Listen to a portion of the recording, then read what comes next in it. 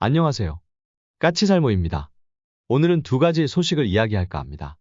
우선은 첫 번째는 한화그룹의 미국 필리조 선수 인수와, 그리고 두 번째는 우크라이나에서의 엑스칼리버 퇴출에 관한 이야기입니다. 우선 첫 번째 소식은 한화그룹은 미국의 필리조 선수를 인수했다고 밝혔는데요. 제가 이미 이야기해서 여러분도 아시겠지만 한화는 미국의 법인을 세우고 미국 방산업체들을 인수하기 위해서 노력하고 있었는데요. 그 중에 한화가 집중적으로 인수하려 했던 회사들은 주로 조선소였습니다. 그 이유는 미국은 존스법이라는 법률에 따라서 미국 내에서 건조되거나 상당 부분 개조된 선박에 한해서만 미국 내에서 운용하는 걸 허락하고 있기 때문입니다. 그래서 만일 우리나라의 회사가 미국에 진출하기 위해서는 미국 내에서 선박을 건조해야 합니다. 그래서 한화는 미국에 진출하기 위해서 호주의 오스탈사 등을 인수하기 위해서 노력해왔고, 그 첫 번째 결과로 미국의 필리조선소를 인수하는 데 성공을 한 것입니다. 필리조선소는 1997년에 설립한 회사로 기존에는 노르웨이 쪽에서 지분을 가지고 있던 회사라고 합니다. 그리고 미국 내에서는 선박 신조 부분에서는 12 정도를, 그리고 선박 수리 부분에서는 18위 정도를 하는 회사로 한화는 대략 1억 달러를 사용해서 필리조선소의 지분 100%를 인수하는 데 성공했다고 합니다. 이로써 한화는 미국 시장에 진출할 교두보를 마련했으며 당연히 미국 내에서 미국 군함을 건조하는 것도 가능해졌습니다. 그리고 전에 제가 한화는 미국 내에 조선소를 가지고 있는 호주의 오스탈사를 인수하기 위해서 노력 중이라고 이야기했는데요. 필리조선소가 미국의 신조한 부분 12 정도의 회사라면 오스탈사는 미국 내에서 선박 건조 부분으로는 1위인 회사로 지금은 주로 LCS 연안함을 건조하고 있는 회사죠. 한화는 이 회사를 인수하기 위해서 지금도 노력을 하고 있는 상태입니다. 아무튼 그래서 우선은 미국의 필리조선소 인수로 인해서 미국 내에서 기본적인 교두보를 마련하는 데 성공한 상태라고 할 수 있습니다. 그리고 두 번째로 할 이야기는 엑스칼리버에 대한 이야기인데요. 아마 여러분도 우리나라 언론에서 나오는 뉴스를 보셨을 것이고, 그리고 이것을 궁금해하는 분들이 많은 것 같아서 오늘은 우크라이나 전쟁에서의 엑스칼리버 유도포탄이 명중률이 6%가 나왔다는 이야기와 우리는 이 문제에 어떻게 대응할지를 이야기해 보도록 하겠습니다. 우선 이 이야기가 어디서 나왔냐고 하면은요. 미국의 허드슨 연구소의 국방개념 및 기술센터의 선임연구원인 댄 팻가 미국 하원위원회에 제출한 보고서에 나온 내용으로, 이 보고서에 따르면 미국의 엑스칼리버가 6주 만에 명중률이 70%에서 6%로 급감했다는 내용에서 비롯된 것입니다. 이 보고서가 나온 것 자체는 시간이 좀 지난 것으로 알고요. 그리고 이 보고서를 인용해서 처음에는 미국의 워싱턴 포스트에서 기사가 나왔었고, 이 워싱턴 포스트의 기사를 인용해서 우리 언론들이 몇 주 전에 기사화를 한 겁니다. 그런데 이건 새삼스러운 것도 없는 것이 이미 이 문제는 작년부터 우크라이나에서 문제가 되고 있었고, 그리고 실질적으로 이 문제 때문에 이미 미국에서는 작년 말부터 우크라이나에 대한 엑스칼리버 공급을 중단한 상태입니다. 그리고 미국이 공급을 중단하기 전 몇 달 전부터 우크라이나 군에서의 엑스칼리버 사용은 이미 중단된 상태라고 하고요. 그리고 그 덕에 그나마 엑스칼리버 때문에 견인 포임에도 어느 정도는 가치를 인정받았던 M777이 생존성 문제와 함께 우크라이나 전쟁에서의 가치가 대폭 하락했고, 그래서 심지어는 미국 내에서 더 이상 견인포를 운용하지 않겠다는 이야기도 지금 나오고 있는 실정입니다. 그런데 솔직히 말해서 지금 우크라이나에서 문제가 되고 있는 건 비단 엑스칼리버만이 아닙니다. 모든 GPS 기반 유도무기가 거의 같은 문제를 겪고 있습니다. 당장 하이마스에서 발사하는 GMLRS와 에이테킴스도 문제가 되고 있고, 그리고 우크라이나에 투입된 지 얼마 안 된 제이담도 문제가 되고 있습니다. 여러분도 알겠지만 우크라이나는 자신들의 미그-29 전투기에 함대 레이더 미사일을 통합해서 운용했고, 그리고 이게 상당히 많이 기사화되기도 했는데요. 지금은 우크라이나의 미그-29에 더 많은 미국산 무기의 통합이 이루어져서 제이담이나 SDB 등도 미그-29에서 운용하고 있습니다. 그런데 문제는 이 제이담도 러시아의 교란에 의해서 정확도가 떨어지고 있다는 점입니다. 그뿐 아니라 에이테킴스도 영향을 받고 있습니다.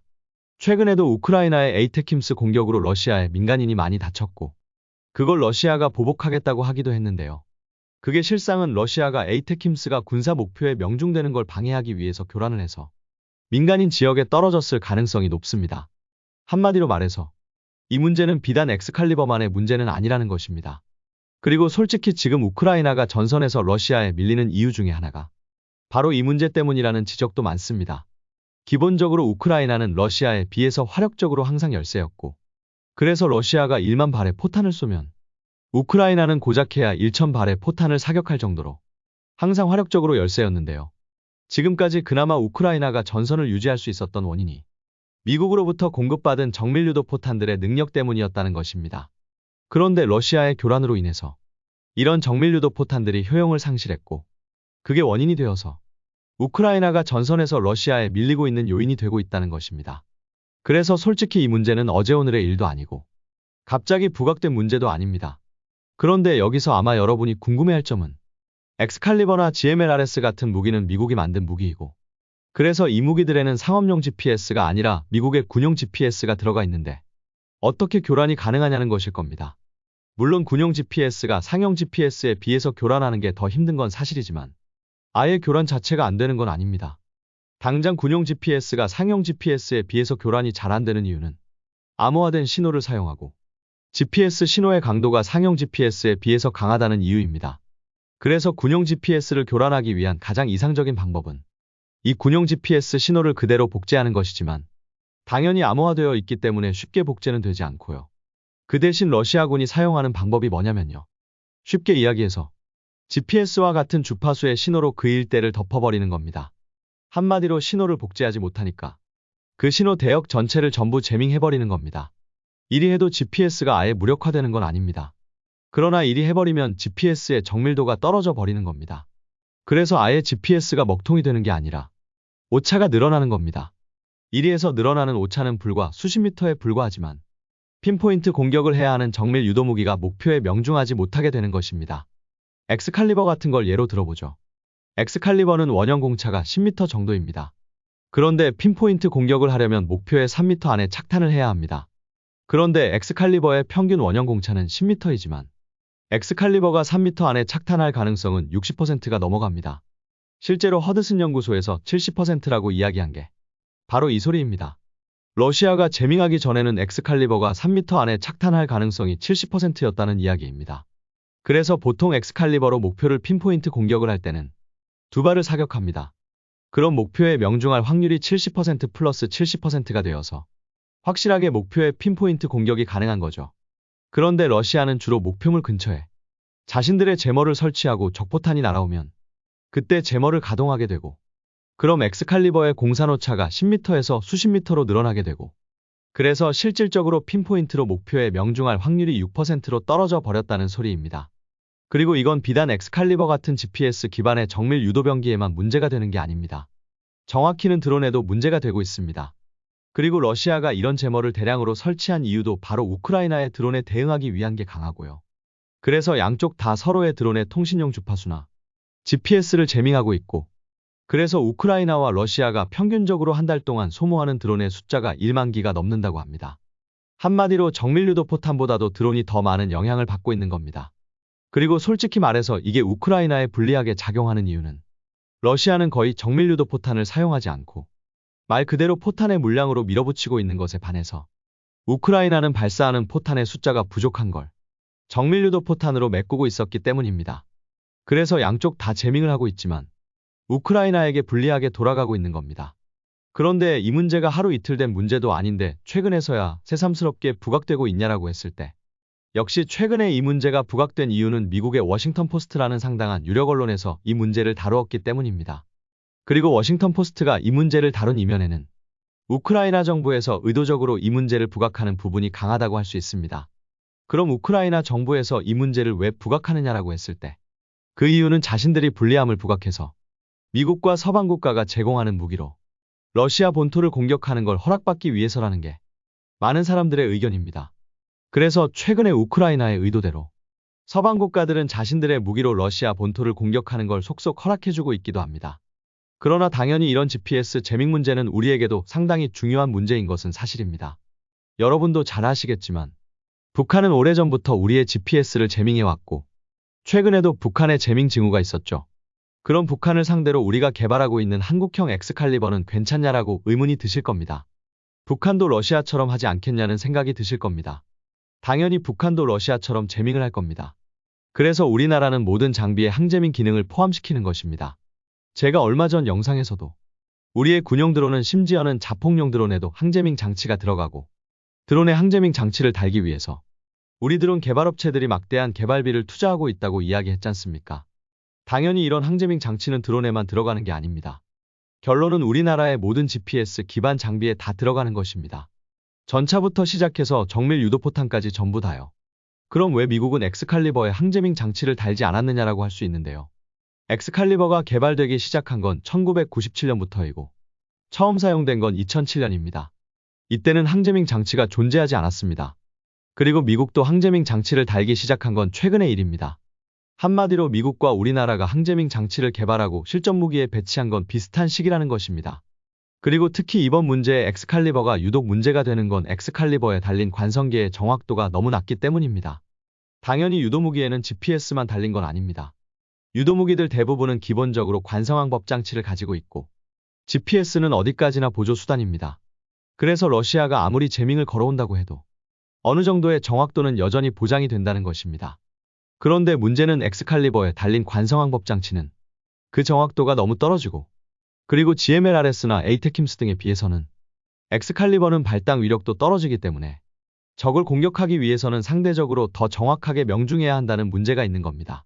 그래서 분명 에이테킴스나 GMLRS도 정확도가 떨어지기는 했지만 여전히 우크라이나 전장에서 사용 중인 것에 반해서 엑스칼리버는 아예 우크라이나 전장에서 퇴출당해 버린 겁니다.